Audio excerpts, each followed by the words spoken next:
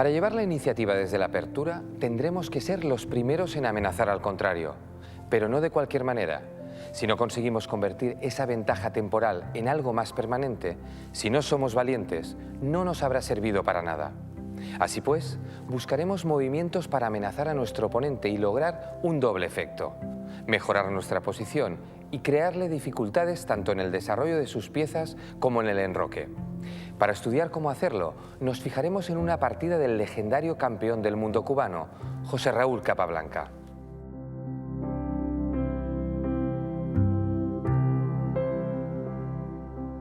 Observemos cómo ya desde la jugada 2, las blancas están atacando el peón negro.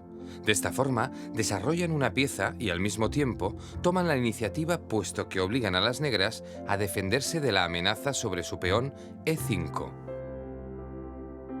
Desde el comienzo, Capablanca muestra a su rival la intención de llevar la iniciativa y obligarle a defenderse. Veamos cuál es la reacción de las negras y cómo las blancas optan por no darles respiro. El caballo negro se mueve a C6 para defender el peón atacado, pero las blancas mantienen la iniciativa y renuevan la amenaza moviendo su alfil a B5, lo que se conoce como apertura española. Las negras contraatacan mediante la defensa berlinesa y atacan el peón E4.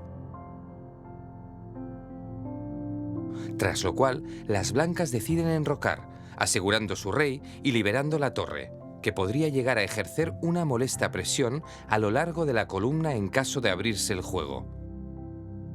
Con este último movimiento, alguien podría pensar que las blancas renuncian a seguir llevando la iniciativa. Muy al contrario, con el enroque no hacen más que evidenciar sus intenciones de seguir desarrollando sus piezas. La respuesta de las negras es defender el peón central con un movimiento de peón a D6. Capablanca podría replicar de manera similar con D3, pero opta por seguir luchando por la iniciativa y mueve su peón a D4, en lugar de defender al peón de rey atacado por el caballo negro.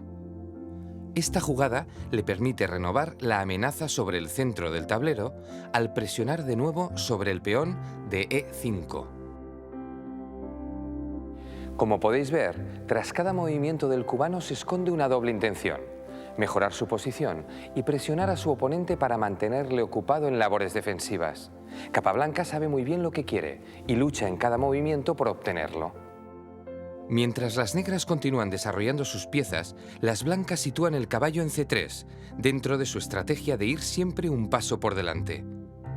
A continuación, las negras completan una sólida apertura, poniendo en juego 4 piezas menores gracias al desarrollo de alfil a E7. Fiel a sus intenciones, Capablanca responde moviendo su torre a E1, con lo que defiende su peón en E4. Con una defensa tan recia de este peón, la amenaza de capturar con el alfil el caballo negro de C6 y ganar el peón de E5 se hace más real que nunca. Las negras abandonan la tensión central, toman en D4 y buscan en el intercambio de piezas un cierto alivio a su posición.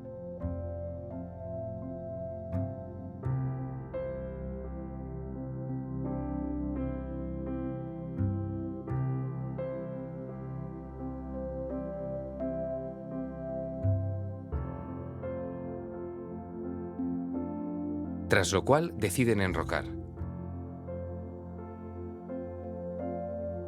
Una vez finalizada la apertura, Capablanca llevaría la iniciativa al medio juego, mejorando movimiento a movimiento su posición y atacando las piezas del rival. En pocas jugadas, acabaría derrotando a su oponente sin prácticamente haberle dejado respirar. Como ha quedado reflejado en esta apertura, el carismático jugador cubano dominaba perfectamente el arte de llevar la iniciativa y convertirla en un arma eficaz. Nada extraño en alguien que consiguió mantenerse imbatido durante 63 partidas entre 1916 y 1924 y al que acabarían definiendo como la máquina de ajedrez. ¿Queréis conocerle? Nacido a finales del siglo XIX, José Raúl Capablanca aprendió las reglas del ajedrez viendo jugar a su padre con tan solo 4 años. A los 13 se convirtió en campeón de Cuba al derrotar a Juan Corzo y comenzó así una carrera fulgurante hacia el éxito. En 1905 visitó el Manhattan Chess Club, donde pronto empezó a destacar por su habilidad en las partidas relámpago. ganando un torneo de partidas de ajedrez rápido en el que también participaba el campeón del mundo de la época, el alemán Emanuel Lasker, a quien arrebataría el cetro mundial 16 años más tarde. Durante años, Capablanca dominó absolutamente la competición, poniendo en práctica un estilo que rebosaba sencillez. Todos los maestros afirmaban entender lo que hacía, aunque les resultaba totalmente imposible imitarle. Su talón de Aquiles era el juego en posiciones complejas, donde ventajas y desventajas se compensan por factores dinámicos, un defecto que le acabaría pasando factura en la derrota frente al ruso Alekhine en 1927. Capablanca no creó escuela, pero su estilo influyó en otros grandes maestros, como Bobby Fischer o Anatol Karpov. Su obra, Fundamentos del ajedrez, es considerada por muchos como uno de los mejores libros que se han escrito sobre el ajedrez. Ahora que ya sabemos un poco más de uno de los mejores ajedrecistas de todos los tiempos, volvamos a centrarnos en el tema que nos ocupa: ¿cómo y por qué llevar la iniciativa en las aperturas? Para ello, nos remontaremos hasta el siglo XVII en busca de una famosa partida protagonizada por el italiano Gioacchino Greco. En ella veremos otro magnífico ejemplo de cómo llevar la iniciativa, que en este caso acaba traduciéndose en un jaque mate en plena fase de apertura. ¿Preparados? La partida comienza con una apertura de peón de rey, en la que las blancas han desarrollado el caballo a F3 con el fin de atacar el peón en E5. En la siguiente jugada, las negras sitúan el peón en F6, lo que sin duda es un mal movimiento, ya que deja el rey al descubierto, limita el ámbito de acción del caballo y no contribuye al desarrollo del resto de piezas. Realizar un movimiento como este frente a un buen jugador suele traer consecuencias fatales. Veamos cómo una mala jugada puede servir en bandeja de plata la posibilidad de llevar la iniciativa al rival. La jugada 2. F6 permite un golpe directo como es caballo por E5, sacrificio muy interesante que conlleva una toma violenta de la iniciativa. A partir de ahí, y con el desarrollo de la dama en H5 jaque, el panorama para las negras se torna sombrío. En esta partida, el rival de Greco rechaza avanzar el peón a G6 para interponerlo al jaque, lo que hubiera desembocado en un ataque doble a rey y torre, tras dama en E5 jaque, pero se mete en un embrollo mayor al mover el rey a E7. Como podemos ver, la mala apertura de las negras facilitó a Greco la labor de amenazar y cobrar ventaja mediante la toma de la iniciativa. El desenlace fatal estaba servido. Con la siguiente jugada, dama E5 jaque, las blancas logran dos peones por el caballo sacrificado y, lo más importante, una posibilidad de ataque formidable. A partir de ahora, cada jugada de las blancas mantiene la iniciativa, desplegando un ataque demoledor y obligando al rey negro a pasearse por el tablero. Las piezas blancas le van acosando y con cada movimiento ganan un tiempo y mantienen la iniciativa.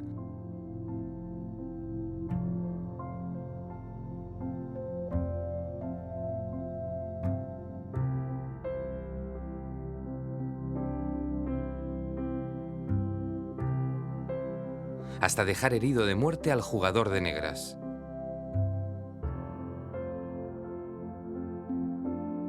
Observamos que las blancas tienen hasta 7 piezas en acción, mientras que las negras solo disponen de un peón que no aporta nada especial y del rey completamente indefenso.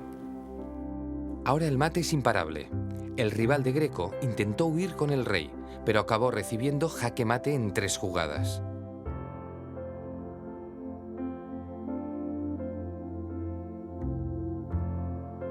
Un jaque en el que participan la dama, la torre, un peón y el alfil que apoya al peón ejecutor.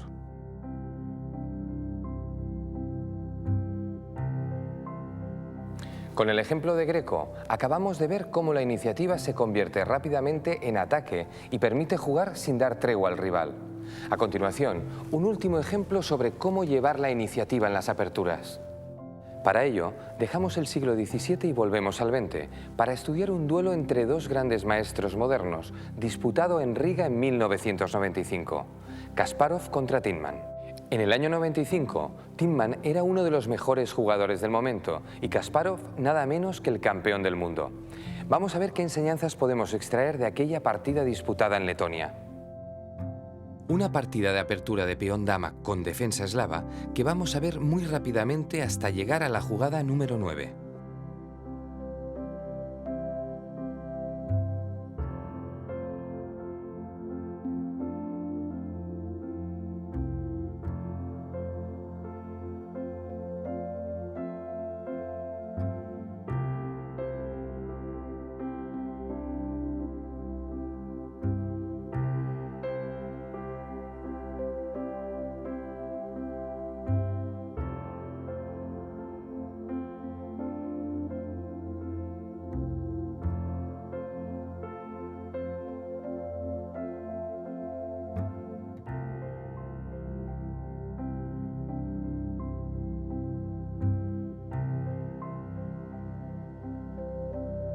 Hemos avanzado rápido porque lo que queremos en esta ocasión es llegar al momento clave de la partida. Así que no os preocupéis por lo que ha ocurrido y prestad atención a lo que está por venir. La jugada número 8 del negro, caballo de b6 a d7, es un error grave, ya que permite a las blancas replicar con un ataque a los puntos b7 y f7, desarrollando la dama a b3. La respuesta de las negras es obligada. Eliminan el caballo, pero ceden a las blancas que siguen atacando, esta vez sobre los puntos f6 y b7. Tiemann logra de momento mantener el equilibrio material, contraatacando sobre el punto e5.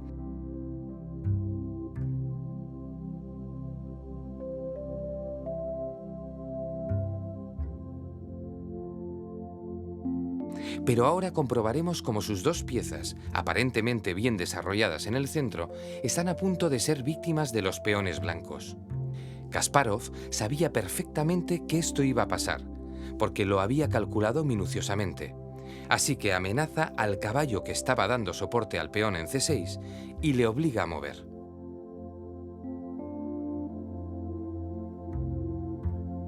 Atentos a las posiciones porque estamos en un momento clave de la partida. Observad. Para muchos, la elección sería arrebatar el peón negro en c6, dando jaque y obligando al alfil a tapar la amenaza. De esta manera, las blancas habrían ganado un peón, pero al hacerlo renunciarían a la iniciativa, pues tendrían que retirar su dama amenazada, permitiendo a las negras adelantarse en el desarrollo. Ahora bien, Kasparov valora más la iniciativa que el hecho de ganar un peón, así que decide no convertir todavía la iniciativa en ventaja. Veamos qué solución encuentra. Las blancas optan por avanzar el peón a e4, controlando el centro y liberando el alfil de f1. Este movimiento pone en apuros a dos piezas negras que en principio parecían bien desarrolladas. Tiemann decide defender a su peón y las blancas siguen sin dar tregua. Mantienen la iniciativa amenazando al caballo, quien no encuentra reposo y es obligado a saltar al centro. Kasparov sigue ganando tiempos y desarrolla el alfil a f4 para atacar de nuevo al caballo, jugada que no deja otra solución a las negras que mover el peón a f6. En este punto de la partida, Kasparov demuestra su fantástica comprensión del ajedrez, cambiando su poderoso alfil por un caballo de vital importancia para las negras. Veámoslo.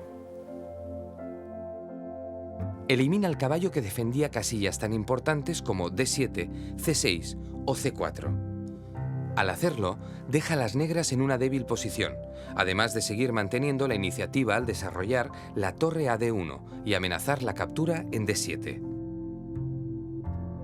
Como podemos ver, las blancas no dan tregua a su rival. Tiemann intuye que está contra las cuerdas y decide probar suerte contraatacando.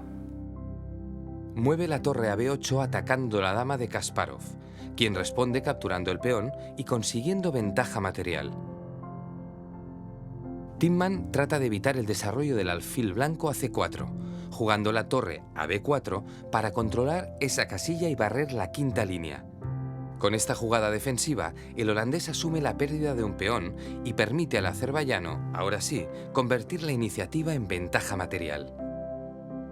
A pesar de todo, las blancas no se conforman y siguen realizando jugadas que buscan un doble efecto: mejorar su posición y crear dificultades al rival.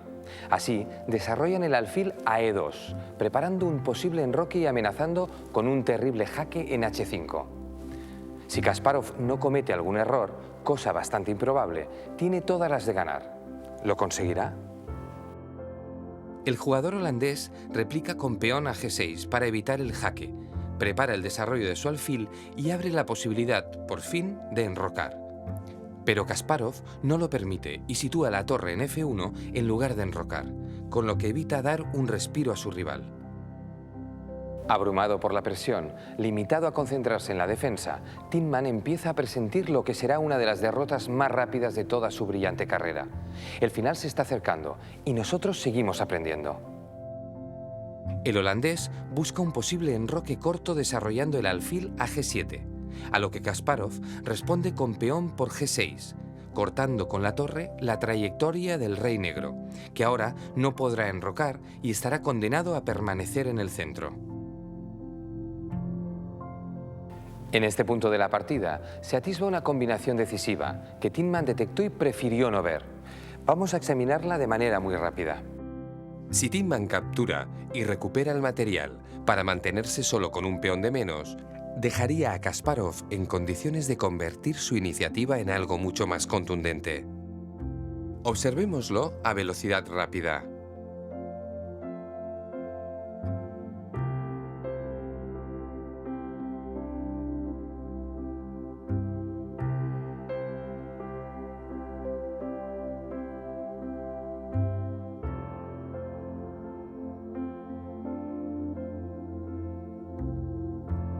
Al final de la combinación, en la que las negras solo han podido realizar jugadas forzadas, las blancas quedarían con una ventaja material decisiva de 9 contra 5 unidades. Ante esta perspectiva, Tiemann optó por no capturar el peón de G6 y realizó lo que acabaría siendo su último movimiento. Su acción fue esta.